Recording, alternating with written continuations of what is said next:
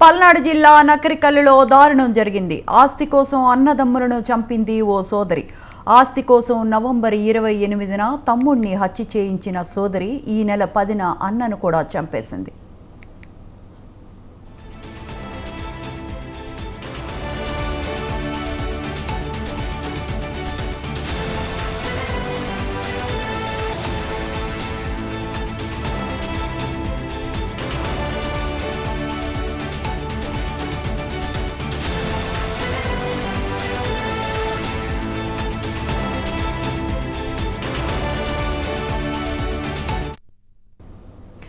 పల్నాడు జిల్లా నకరేకల్లులో దారుణం జరిగింది. ఆస్తి కోసం అన్నదమ్ములను చంపింది ఓ సోదరి. ఆస్తి కోసం నవంబర్ 28న తమ్ముడిని హత్య చేయించిన సోదరి ఈ నెల 10న అన్నను కూడా చంపేసింది.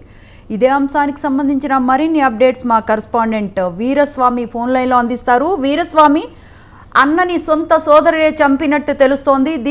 దీనిపై డీటెయిల్స్ ఏంటి? స్రవంతి, పల్నాడు జిల్లా నకరికల్లులో మానవత్వం మంట కలిసే విధంగా సోదరి అన్న తమ్ముడిని ఇద్దరిని కలిసి హత్య చేసిన ఘటన మాత్రం కలకలం రేగిందని చెప్పుకోవాల్సిన పరిస్థితి నెలకొంది. ఈ ఘటనతో మాత్రం స్థానికులు మాత్రం నివ్వెరపోయారు. కృష్ణవేణి అనే సోదరి ఆస్తి పంపకాల విషయంలో తండ్రికి చనిపోయాడు. తండ్రి ప్రభుత్వ ఉపాధ్యాయుడిగా ఉన్నాడు. ఉపాధ్యాయుడిగా ఉంటే అతనికి వచ్చే డబ్బులకి ఆశపడి సోదరి కృష్ణవేణి గోపీకృష్ణ రెండో కుమారుడు దుర్గా రామకృష్ణకి వాళ్ళిద్దరిని కలిపి చంపివేశారని చెప్పేసి కలకలం రేగింది. దీని మీద కూడా పోలీసులు దర్యాప్తు చేస్తున్న పరిస్థితి నెలకొంది. తండ్రి వచ్చే బెనిఫిట్స్ కోసమే కొంతకాలంగా వీళ్ళ ముగ్గురు మధ్య విభేదాలు కొనసాగుతున్నాయి.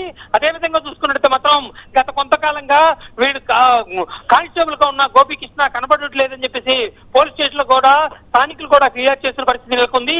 తండ్రికి వచ్చే డబ్బుల కోసమే సోదరి కృష్ణవేణి వీళ్ళిద్దరిని కలిసి చంపేసింది. కొద్దిసేపటి క్రితమే కృష్ణవేణిని పోలీసులు అదుపులో తీసుకొని విచారిస్తున్నారు.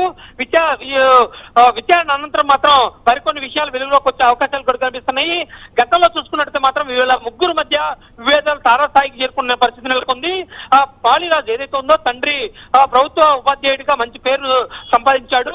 అదే విధంగా చూసుకున్నట్టు మాత్రం ముగ్గురు పిల్లలకి మాత్రం న్యాయం చేయలేకపోయాను. గతంలో చూసుకున్నట్టు మాత్రం వాళ్ళందరికీ ముగ్గురు కూడా వివాహాలు చేసిన పరిస్థితి నెలకొంది.